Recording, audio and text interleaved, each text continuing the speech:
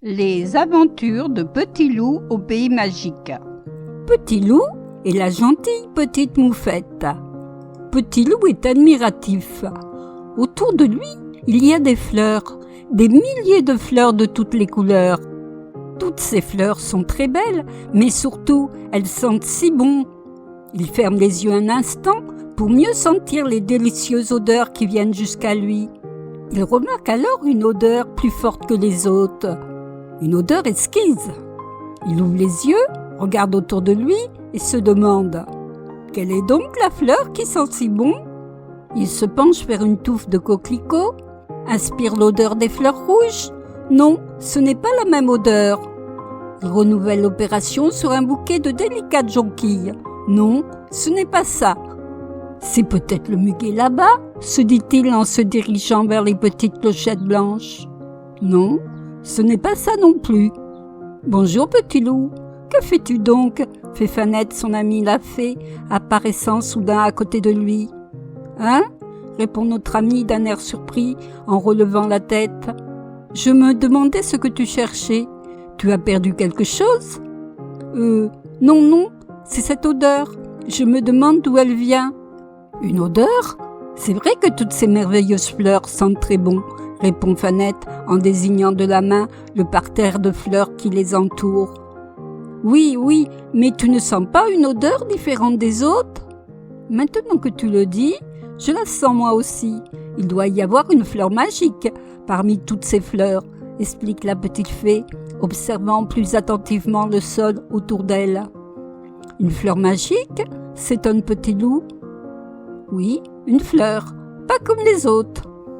Elle est où cette fleur magique ? Je ne la vois pas, constate notre ami déçu. Elle peut apparaître n'importe où et disparaître en un instant. Nanou saurait t'expliquer bien mieux que moi, fait la petite fée d'un air songeur. Nanou, qui sait, une fée comme toi ?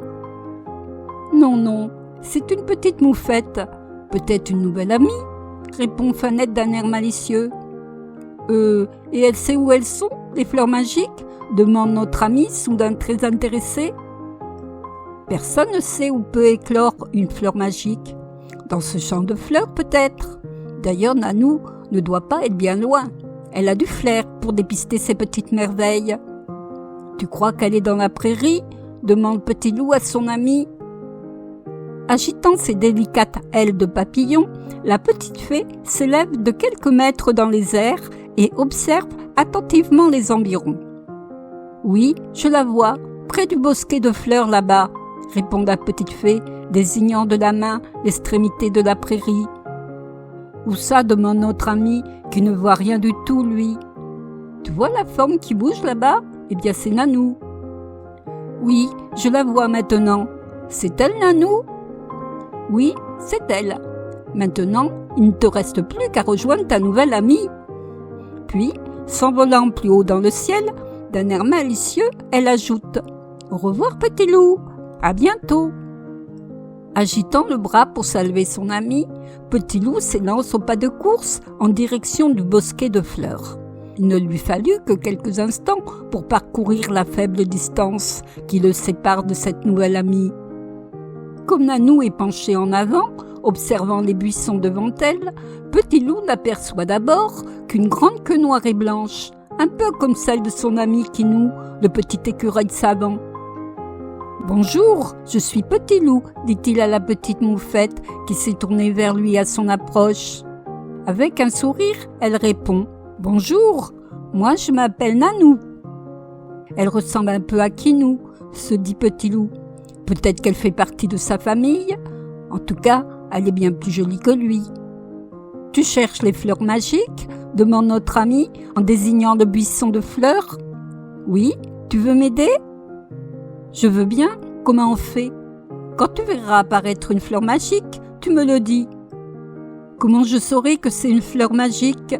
interroge Petit Loup hésitant. « Oh, tu sauras que c'est une fleur magique. Elles ne sont pas comme les autres. »« Ah bon ? Elles sont comment ?» insiste notre ami. Nanou n'eut pas à répondre à sa question, car au même instant, devant les yeux ahuris de Petit Loup, apparaît une curieuse fleur d'un joli rose fuchsia. Elle paraît vivante. Elle a des yeux et une bouche. Tu en as trouvé une, s'extasie Nanou en s'approchant. Je fais quoi maintenant? Tu dois lui demander de t'offrir un pétale et n'oublie pas de la remercier. Mais pourquoi faire? Je t'expliquerai plus tard. Allez, demande-lui avant qu'elle ne disparaisse. Sans s'interroger davantage, Petit Loup s'adresse à la fleur magique. Madame la fleur, pouvez-vous me donner un pétale, s'il vous plaît? La fleur eut un petit sourire, secoua légèrement la tête et un pétale se détacha, tombant délicatement dans la main de notre ami. « Merci beaucoup, dit Petit Loup, se rappelant la recommandation de Nanou. La fleur eut à nouveau un petit sourire et sous le regard stupéfait de notre ami, disparut comme par enchantement. « En voilà une autre !» s'exclama alors sa nouvelle amie. Petit Loup se précipite auprès de Nanou dans l'espoir d'apercevoir lui aussi la fleur magique. Mais il n'est pas assez rapide. La fleur magique a disparu. « Regarde !» fait la petite moufette, dévoilant dans le creux de sa main un petit pétale jaune brillant comme le soleil. « Le mien, il est rose. Je fais quoi avec ?» interroge Petit Loup en examinant d'un air curieux le petit pétale rose. « Tu prends le pétale et tu le frottes sur tout ton corps. Tu verras comme tu sentiras bon après. » Joignant le geste à la parole, la petite moufette prend délicatement son petit pétale jaune et se frotte le corps avec. Imitant sa nouvelle amie, Petit Loup s'aperçoit qu'effectivement, il commence à sentir très bon. « Tu as raison, je sens bon. Mais, pourquoi tu changes de couleur ?» s'inquiète notre ami en constatant que la fourrure de sa nouvelle amie commence à devenir aussi jaune que son pétale.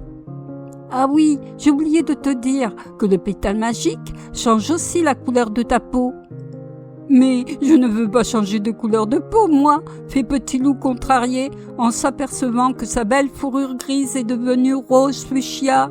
« Pourtant, tu es très beau en rose !» assure malicieusement Nanou. « Tu crois? Mais je ne vais pas rester comme ça pour toujours quand même. » « Ne t'en fais pas, bientôt ta fourrure va redevenir comme avant. »« Il faut que je prenne un bain pour faire partir la couleur ?» demande anxieusement notre amie. « Non, la couleur elle s'en va toute seule. Regarde, elle s'en va déjà. » Rassuré, Petit Loup constate qu'en effet sa fourrure a retrouvé sa couleur d'origine. « Tu veux continuer à chercher les fleurs magiques avec moi ?» demande la petite moufette. Petit Loup hésite un instant, puis répond « D'accord, je veux bien. Et puis je pourrais dire à Grisou que moi aussi je peux changer de couleur. »« Hi hi, on pourrait faire un concours tous les trois !» s'exclame joyeusement Nanou. Voici comment Petit Loup et sa nouvelle amie Nanou se retrouvent cherchant des fleurs magiques dans les prairies du pays magique. Petit Loup est ravi. Il a trouvé les fleurs magiques. Il sent bon. Il s'est amusé à changer plusieurs fois de couleur. Mais surtout, il a trouvé une nouvelle amie.